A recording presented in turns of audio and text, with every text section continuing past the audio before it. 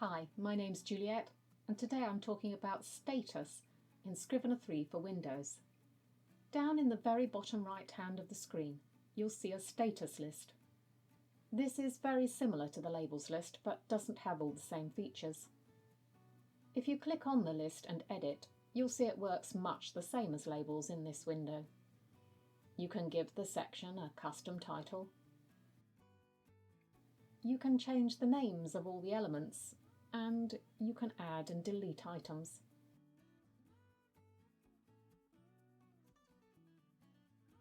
Make one status a default.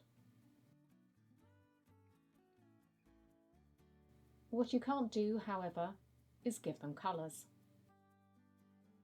To select a status, just click on the item in the list whilst in a chapter or scene.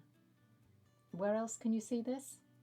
Well, there is the outliner view on the toolbar where it's listed, but I haven't discovered it anywhere else yet. Have you? Thanks for watching, and if you've subscribed, I'll see you again next time.